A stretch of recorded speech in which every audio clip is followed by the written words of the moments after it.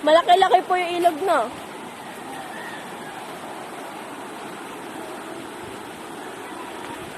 Ay, hindi ko pala na itatanong kay Ate Ida yan. Nagawa pa kaya ng ano? Balahibo yung dun sa may ano.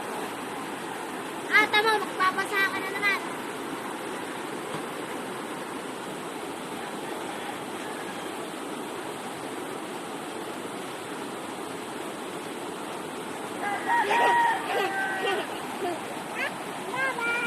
Kaya bigay mo kay Papa.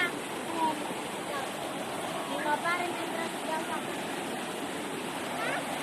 Papa rin ang dress daw sabi niya. Sabi niya yung dress. Tanga ka. Kilala mo ba yung alam mo ba yun? Alin po? Kasi may nagkagawa ng balahibo. Hindi po.